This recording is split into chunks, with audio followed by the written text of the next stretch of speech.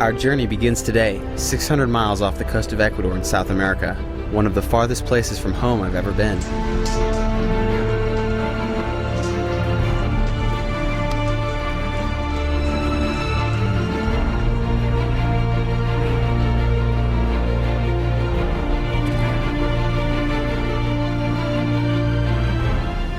I'm Dr. John Morris, the lead scientist on this trip. My expertise is geology and rocks, and I'm particularly interested in this group of rocks, the Galapagos Islands. I've always dreamed of seeing them with my own eyes. My name is Joshua, and my father is leading this expedition. This is truly an amazing place. I feel like I'm at the far side of the world.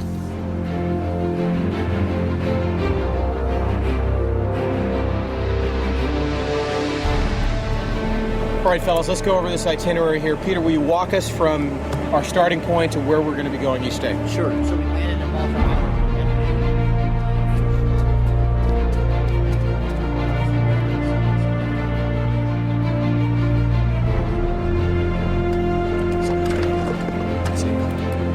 I'm John Irwin. I'm not a scientist or a historian. I'm a filmmaker. My brother and I are here to capture and document this place. And to tell the truth, I have no idea what to expect or what I'll see. For me, this is a journey of discovery. So looking at what we're going to see, Doug, I'm wondering what my cameras are going to see. Is it going to be more than my cameras can handle, or is it one animal every 4 hours? Well, it really depends on where we're going to be, but in most places, I think you're going to have a whole lot more than your camera can handle. I'll give you an example. When we're right I'm Doug Phillips, and I love this place. I've been dreaming of this expedition for more than 20 years. Almost 2 centuries ago, a man named Charles Darwin voyaged here, and the world was never the same. One of my greatest passions is history, and after thousands of hours of research, I feel like I know the man. Darwin got some things right, but I'm convinced he got even more things wrong. And the result was a lot of confusion about science, life, man, pretty much everything. We're here to set that record straight. I'm also excited to be able to share this adventure with my son, Joshua. And our mission is simple: to test Darwin's ideas in the light of good science and eternal truth.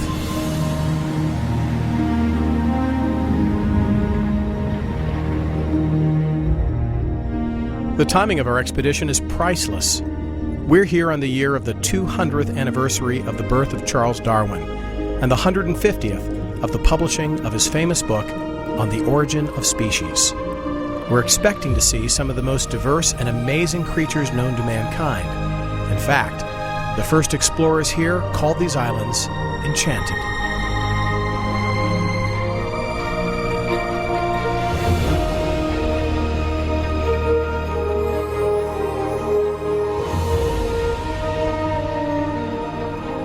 This is a place filled with questions. How did the animals get here? Why do they behave differently from animals in other parts of the world? What is the real message of their unusual transformations? Modern Darwinists call these islands a laboratory for evolution. But there's another perspective. These islands are a showcase for the wisdom of the Creator.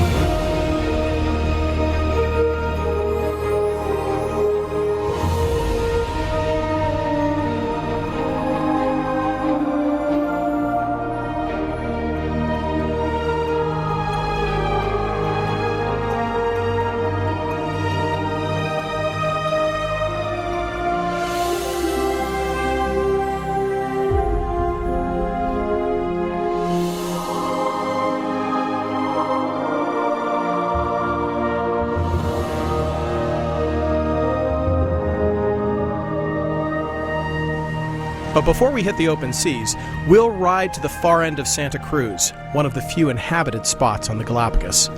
We're here to track down the creature these islands are famous for, the gigantic Galapagos tortoise.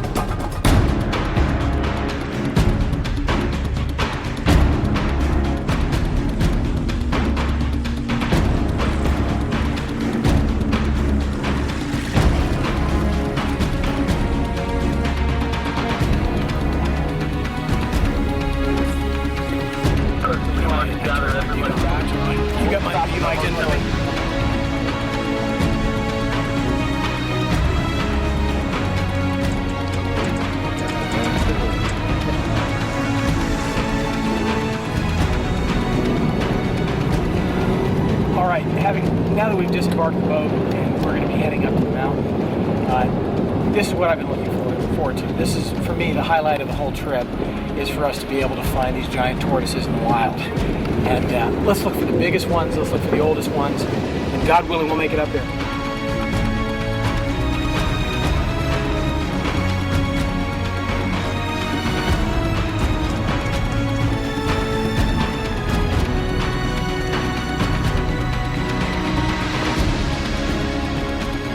For me, this has been more than 25 years in the waiting, ever since I was a boy and I started collecting reptiles like tortoises, turtles.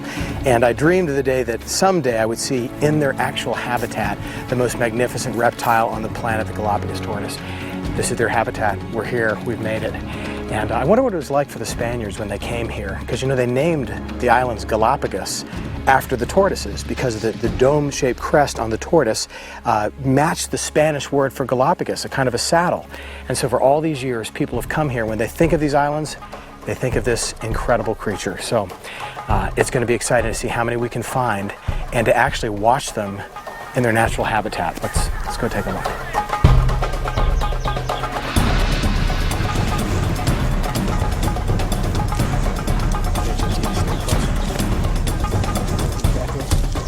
All right, we've got him. There's our first one. Come on, let's go. Follow me.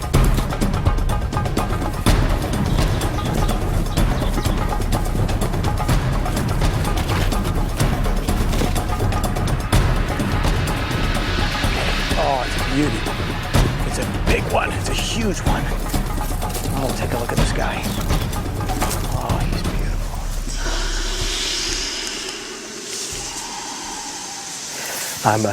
Let's quietly and carefully approach this incredible male. Now notice that this guy is not afraid of me.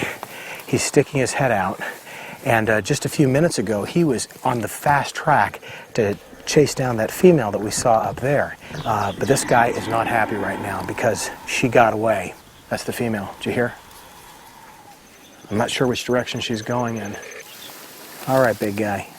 Here he comes. He's decided he's going to just keep on going. Look at this guy. He is a massive creature.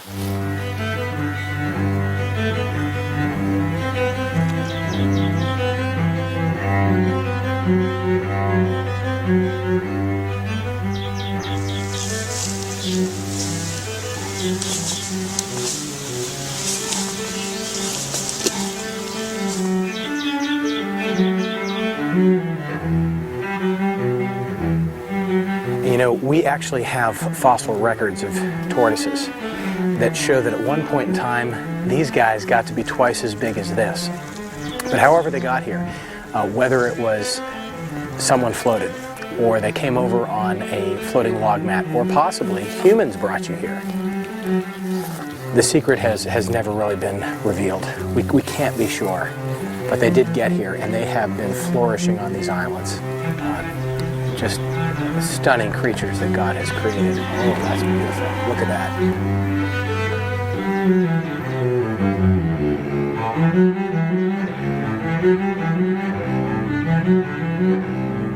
But the story behind this tortoise and the other tortoises here on this island and the other islands of the Galapagos, I think, is where we need to begin our journey.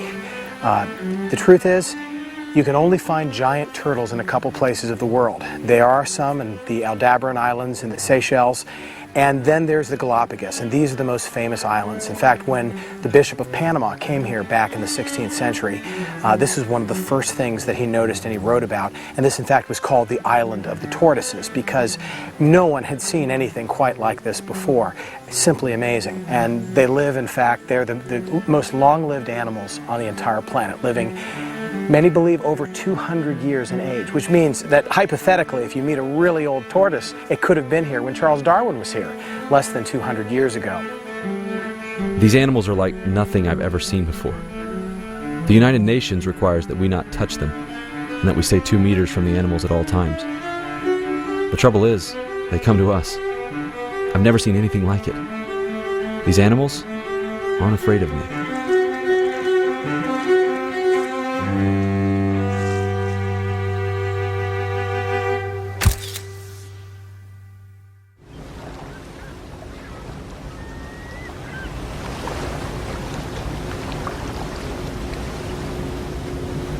This place is truly amazing. But one question stands out above all. Why are we here? Tell me a little bit of why you invited us to be on this journey with you. Well, I say there's two parts to the answer. Part number one is it is the defining issue at the defining time. But as I was approaching the year 2009 and the anniversary of Darwin some years ago, I said, we've got to go to ground zero. We've got to go to basically the Jerusalem of the evolutionary worldview. That's Galapagos.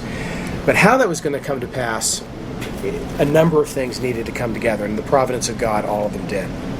Tell me about your phone call. Why did you decide to come? I have had a burning desire to go to the Galapagos for a long time. So this has been a dream come true for me.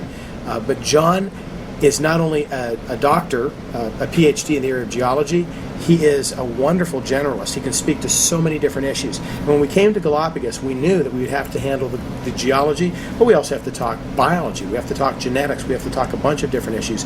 As president of ICR, he's overseen an entire network and staff of scientists who specialize in these different areas, and that's given him a unique ability to grasp many different issues. How can Darwin come to these islands and make the leap across this huge chasm of mutations and variation in a beak of a finch? As we sat together, I felt I had 1,000 questions for Doug and Dr. Morris. The biggest one was simple. Who exactly was Charles Darwin? And what were the true origins of his ideas and his worldview? It was September 15th, 1835, when Darwin set foot on the Galapagos Islands, young and curious, just 26 years old.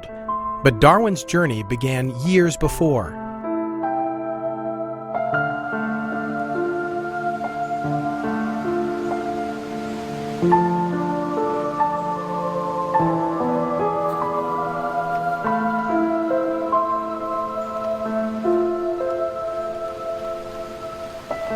He was just a boy when he was first exposed to the writings of his famous grandfather, the religious skeptic Erasmus Darwin. Erasmus published a provocative book called Zoonomia, in which he argued that all of life evolved over millions of years from lower life forms. And he gave the Darwins a new family motto, E conchis omnia, everything from shells.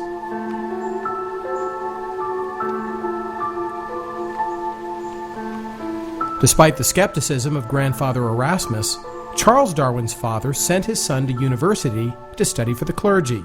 But rather than reinforcing a belief in the Bible, the